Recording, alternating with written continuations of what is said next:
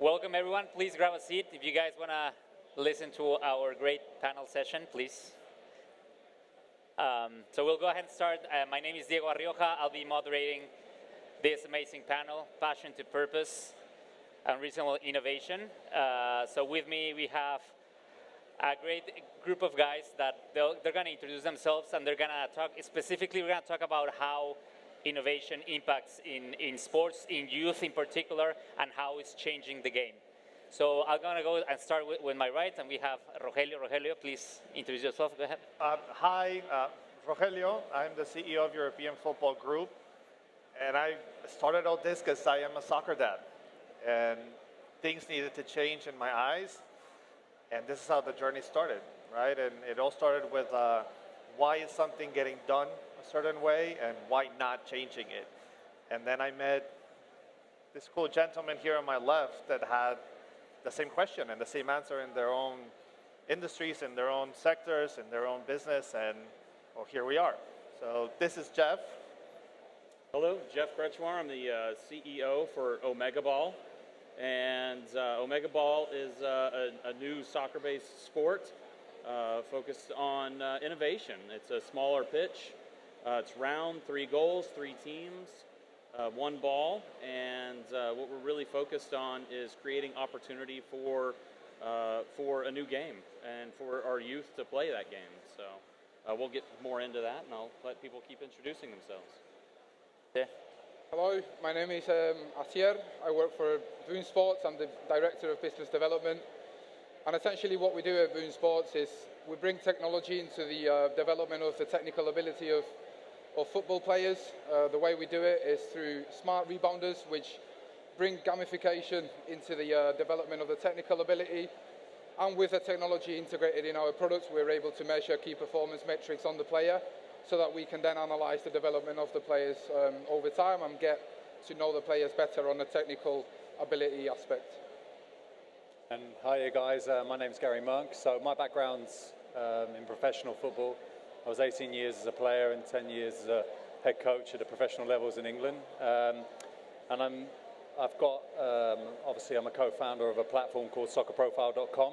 And really it's using that expertise that I have and that experience of my network and formulating basically what becomes a player and coach development tool, resources and everything that comes along with that. So that's what Soccer Profile is, and we're going to talk about that innovation and everything that the guys are doing up here today. Thank you, Gary. So as you guys can see, there's different backgrounds, right? But really thriving for innovation. We have football experience, technology, innovation also, and a new sport, right? And I want to start with you, Rogelio. And you mentioned in your intro, the why not? Why not changing the status quo currently in innovation in soccer, and in sports, and in particular in soccer? So I want to start with you and what you guys are doing to change the game. So we're looking at the game in everything, right? And from customer service to how to administrate a club better, to sports technology, which is how we found Voon Sports, new opportunities for them to learn, which is how we found Omega Ball, new methodology. So it's always like, why just pick one book? You don't go to the library and pick one book and learn everything from one book. So we needed a wide variety of knowledge from many professional clubs around the world, around Europe. And that's how we ended up with Gary. So we look at this as an overall ecosystem strategy on how we can get this better for youth, for children, for future professionals, future CEOs. And that's what we're looking at. As a parent, what do I want out of my youth program? I want more. I want my son to have a better experience. I want to have a better experience when it comes to my payment processing, when it comes to communication with my club, from the analysis with my coaches. So we look at all that in a grand spectrum, and what else can we fix? What else can we do? And I always hated the same answer that some people gave me. Well, I've been doing this for 30 years, and this is what works. So to quote Andrea Agnelli, you can always do it better. And I met these boys, and this is what we're doing, just trying to make it better, right? So the way that we played football 30 years ago, I played in my school. We were not very good, but I felt like a superhero putting the goalie shirt on. And it changed, and I have good memories. And clearly I'm not a footballer, right? That was all Gary. And why can I not give that to other kids? Why can they not learn more? Why? And people ask me, why are you doing this? And my answer is always, why not? My kids deserve it, no? Your kids deserve it, every kid deserves it around. So that's our why not. That perfectly translates the why not to you, Jeff, coming with a new sport, right? And also changing the dynamic of how football, soccer, works nowadays, and how that can be a new sport attractive, especially for younger crowds, right?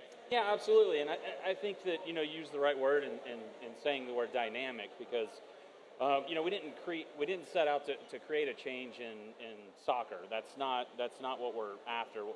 What we're after is a different opportunity to create dynamic gameplay, to look at team sports in general, and change the linear play and the linear notions of what a sport is and what team sports are. We set out to say, well, why not? Why does there have to be this kid playing on offense and this kid playing on defense, and why are they set into these roles at such young ages? Why are we really focused on selecting a sport for a child and saying this is your sport, right? I think multi-sport play is important, but at the same time, I come from a long background in professional soccer, so at the same time we want to build those skill sets that are going to set them up for success, but it gives little Timmy an opportunity to score a goal where maybe he never has, right? And it gives an opportunity for his family to see him get more action and more gameplay.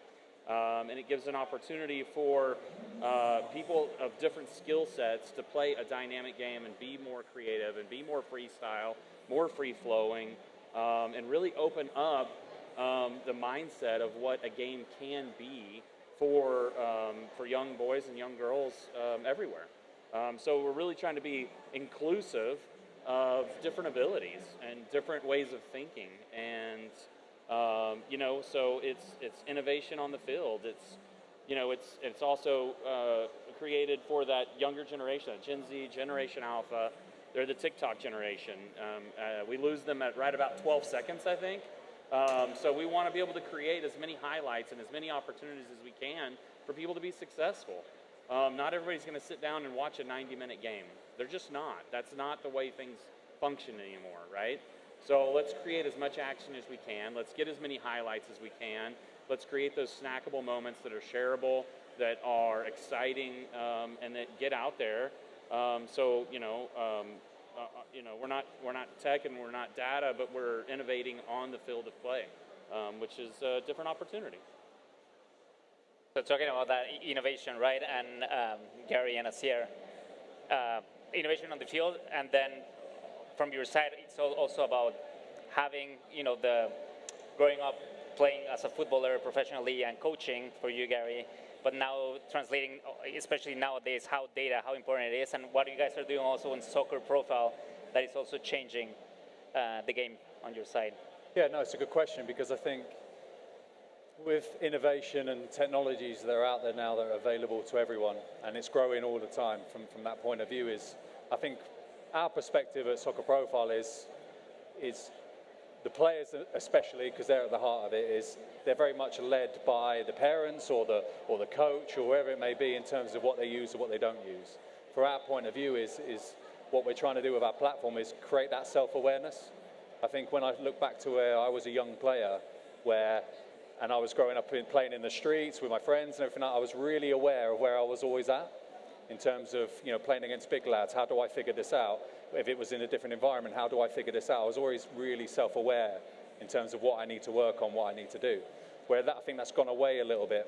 And the innovation and technologies now are amazing, and they're really good. But it's how do you work out which should I use, how should I use it? So what we try and do with Soccer Profile is really make the players self-aware of where they're at, exactly in their development, and what they need to do from that point of view in terms of their development, where it's factual, it's in front of them, and really put that accountability onto the player as well, which I think has been missing a lot in this generation and the generations that will come.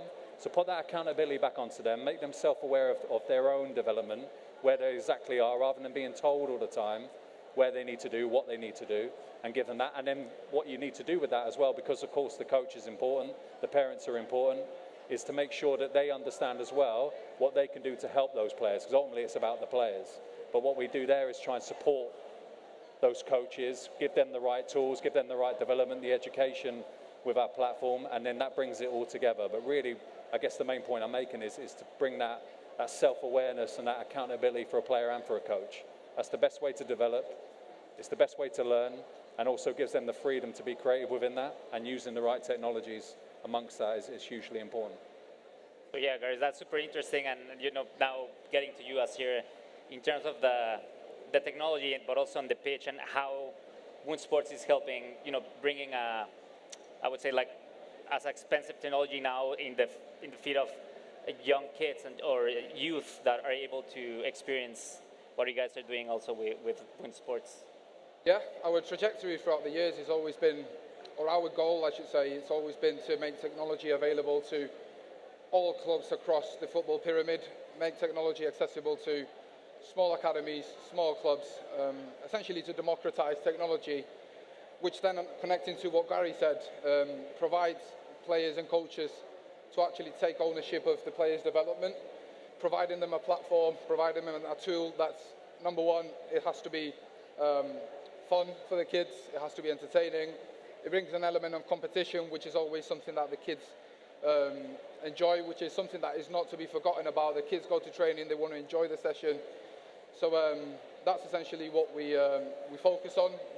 It's been our goal throughout the years. With a product line that we've just recently launched now, we believe we're there. We have a product now that is accessible to all clubs and academies to be able to enhance players' development and actually get data on the players' development also, which is a key aspect nowadays, to be able to know more about the players and make better decisions. So with that data, and also Rogelio, from your perspective, and you guys being collaborating, working together, how you seen those results from your side, right? From European the results are amazing. I mean, just the psychological results are awesome. Take my 9-year-old, who's actually using professional grade technology that players like Gary used in Premier League. He's 9. And that's really giving us the analysis on how these players are actually learning. So there's no human error anymore. There's no coach that says he's doing great, he has a good technique, a good kick, he has power, he has speed. That's great. But how can you actually take data into that? So we were discussing this earlier this morning. We have an academy in Eastern Pennsylvania, which they're doing great. Our development team's learning curve. We took 2 teams. One, they were not too interested in the technology. We didn't want to push it. The other team, very interested. Second team, finished 3rd in their league in their first season because they knew where to pass. They were not nervous. They knew how to kick. They knew the formation. It all came because in their head, they're playing a video game. And they're using the same technology that Real Madrid, Barcelona, Chelsea, the list goes on and on at the professional level they're using.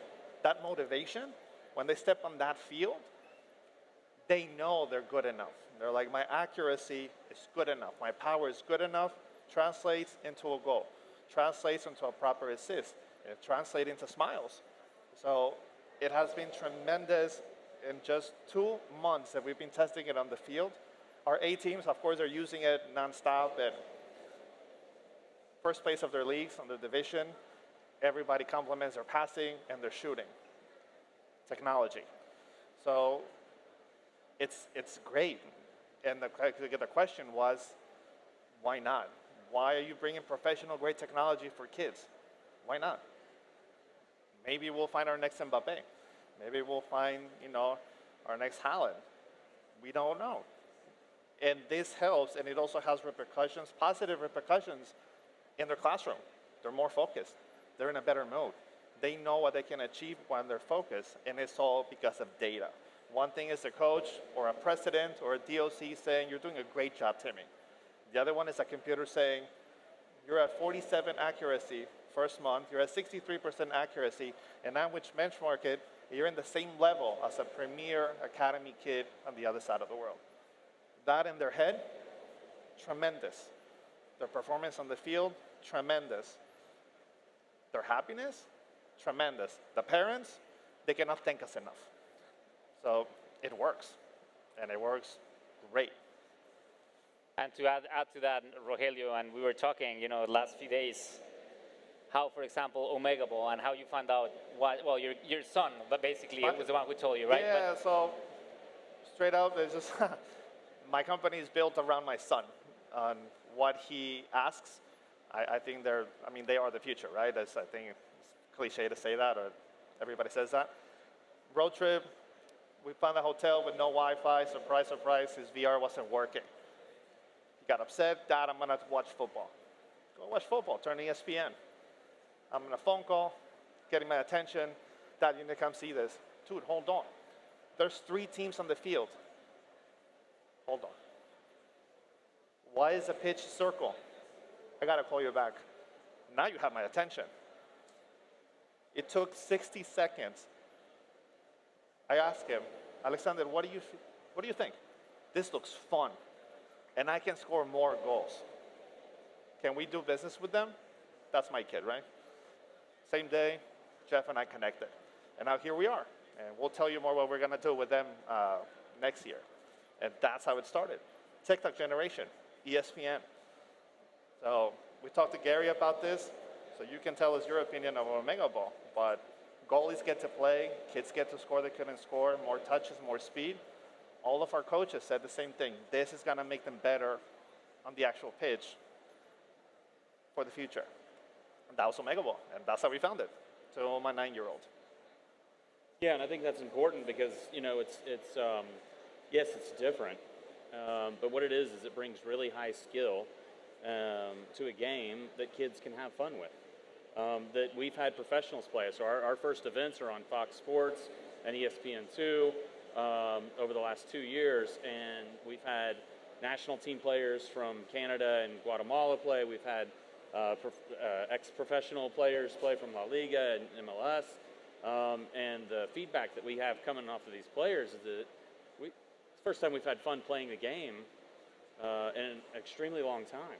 And if we can translate that for professional players at that high of a level, and I have Rogelio calling me about his 9-year-old son, absolutely, Dad, I got to play, Dad, I got to play. That's a win in innovation to me. Because now we can teach skill, we can break up the training regimen, we can get small-sided play, which I think is important. We can use technology like what Gary has to actually help educate and coach and teach people how to play the game. And really all these things start to come together and tie together in a very nice package that provides options and opportunity for players. So yeah, and Gary, how do you see it as on the other side, right, of the spectrum, from Omega Ball translated to football, and you personally, growing up, now we're in a different generation, and how new sports can really influence and teach a lot specifically to football. From your perspective, how important is that you didn't have, mainly at the time when you were developing as a football player? Yeah, I think what's important for all of us, and whether you're a coach or a player or from any background, I think what we're trying to do with players is nothing's changed in the sense of we try and give them structure. So they have a structure and an infrastructure to follow. But I think particularly what Jeff's doing and what he's talking about there is, as coaches, and I've spoke to hundreds and thousands of coaches about players, is we talk about there's not as many decision makers in the game anymore, that we're taking that away from them by making it too structured at times.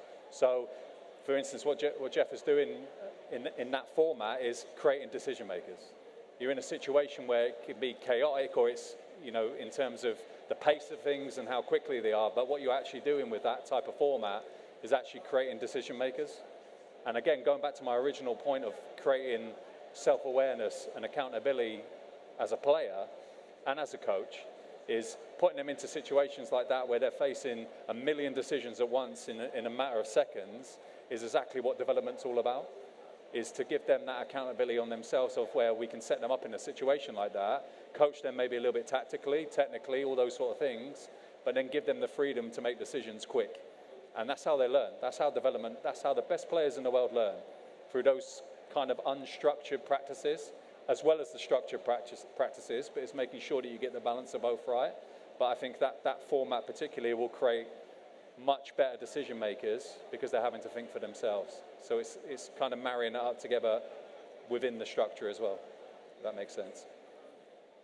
And for you, in terms about decision making, right? With what you guys offer also in the product, that also trains a lot of your mental agility, right? In terms of choosing, the right pass, and also on the field with the technology that you bring to the table. Yeah, exactly. I mean, Gary said it before. Our tools or our products sort of put the players in a position where they can develop their skills to be more capable of resolving certain situations in the game. But the game of football will never be structured, or should never be as structured, where you learn to do a certain skill and you do it repeatedly. Excuse the comparison, but much like in baseball, in football there's always a context. There's a situation that needs to be understood. There's a decision to be made, and obviously with Jeff and what they're doing, that has been promoted, or that's been taught on players, which is something that is kind of missing nowadays, with obviously the fact that players aren't playing outside of the football or of an academy environment as much as they probably used to back in the day. I mean, we all played football on the streets. We all fell in love with football, just picking a ball on the street. It isn't happening as much now. It's all more within a controlled environment of an academy. And what that means is players are probably not developing that decision making as much. So what I like to say is we provide a tool to help players be more capable of resolving certain situations, but that doesn't mean, obviously, there is a level of decision making, of thinking, of understanding the game or a situation in the game that needs to be worked on just as much as the technical capabilities, physical capabilities, or even psychological capabilities. It's a mix of all things. That's why we love football. It's not just work on your physical or work on your technical and you'll just automatically be a better player. There's a lot of aspects that go into becoming a better player, and obviously what we focus on is developing one side of them, of those things, which is the technical capacity and the ability for a player to execute technical situations or technical executions faster on the field. Yeah, I think you hit the key right there. How it's a mix of bringing technology, but also keeping the essence, right? For the football player to make those decisions, and I think putting them in those situations to really learn from experience versus just having repeated sessions, as you mentioned, right? In terms of where we stand as a landscape, what do you think is the thing you need to work the most, Rogelio, from your perspective? I'll start with you, that you are now currently working, but what's like the biggest gap that you see nowadays that can be tackled with innovation and what you're doing? Very good question. I think I want to call it the biggest hurdle, is to make people understand that ecosystems like this are in fact good for the kids. So to let people, they need to let themselves understand that the way you coach for the last 30 years, clubs, academies have been around for 50, they won national championships, you're doing great, but be open to more. In this case, sports technology is here. Like the curriculum that Gary and Soccer Profile are giving out, there's not one best way of giving it out. So not one club has the answers for everything. So be open to learn. Be open to analyze your players. Be open to try new things. So why not? I think that's the biggest hurdle. Like, people in the United States need to start saying, why not? And that's what we're trying to accomplish. Like one state at a time, one kid at a time, and eventually one championship at a time. And that's our biggest hurdle. And for you, Jeff, with a new sport recently, what's the biggest challenge that you guys are facing in terms of expanding Omega Ball? Yeah, I think that the biggest hurdle that any new sport, especially in the world's largest market, is going to face is education and awareness, and getting it out there and having people understand you know, that we're not just trying to be different, but that there are factual benefits to helping people's game along. And I think that the other really, you know, challenging factor is you know, what Rogelio said is it's change. People aren't really keen on change in general, and so I think we need a little bit more of that why not attitude. Yeah, and definitely in football, that's technology took a while not to get where we are. And for you, as here, in terms of the technology aspect in particular, right? You mentioned about democratization of technology, right? And you guys are trying to strive for that. But what's for you the biggest you know, challenge you're facing currently from the women's sports perspective? I mean, there's a level of accepting change, as Jeff mentioned before. I mean, we're coming into places with a product that probably people haven't seen before, and the first question is, what is this going to do for me? So there's a level of educating the customers or clubs or academies about the benefits of this. I mean, you do come to the conclusion that a lot of people aren't probably receptive to change or to different methodologies because, you know, end of the day, you kind of break the mold, as Rogelio likes to say. And that's been one of the challenges. Obviously, the democratization of the technology itself is a challenge. I mean, clubs, academies at the lowest level of the pyramid, or even private training academies, they don't have all the resources in the world to invest in technology. That's a reality. So getting to a level where you know, they can afford a product itself is a challenge, but we think we've got there now, and yeah, we're very excited about what's to come. Amazing. And Gary, from your perspective, from Soccer Profile, what's for you been the, you know, what's the biggest hurdle that you guys are facing? There's always hurdles, but no, I think the biggest driving force behind what we're doing, and I think I kind of look at it from the fact of, you know, my background, and I've spent the last 27 years of my life in the professional environment and the elite environment side of it, and as much as I've loved that, and it's been an amazing journey and experience, I think like the biggest thing that bugged me, because I came from the very bottom leagues, and got very lucky to make it to the top leagues, came all the way back down, all the way back up, so I've seen the whole journey of all the different levels. But I think that thing that always bugged me was, at those elite levels, is the unwillingness to share. You've got all of that expertise, imagine all of that expertise in the professional game, and the unwillingness to share that with, like we said there, players that can't afford that, or clubs that can't afford that, or it's not in their kind of, you know, realm in terms of to have that kind of access to that type of information.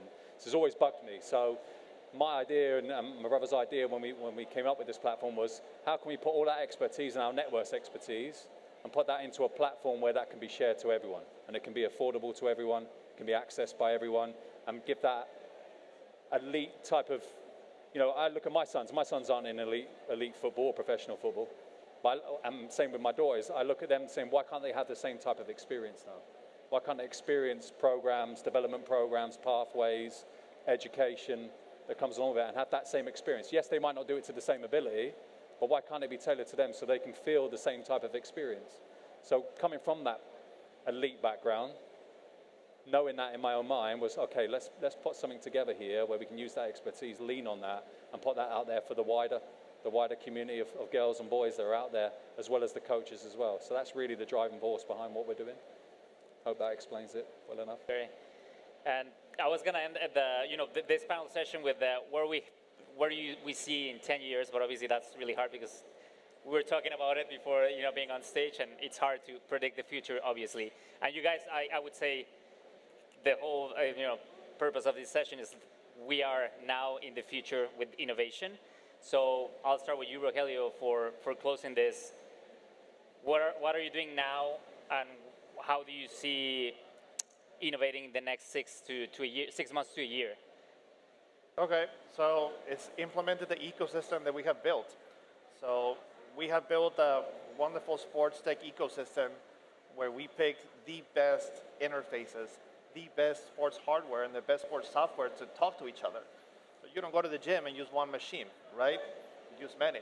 So we work with FitLight, which is by far the best lighting system training in the world. We work with Voon Sports. Why? Because they work with professionals.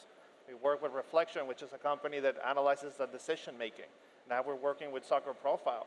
So Soccer Profile is going to be able to analyze the entire data and make it simplified for a coach or a player.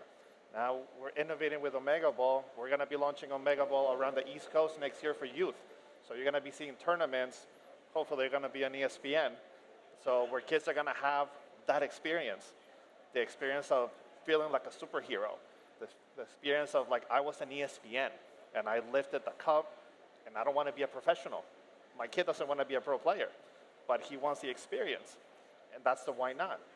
So we're implementing all this and we're going to make it available nationwide.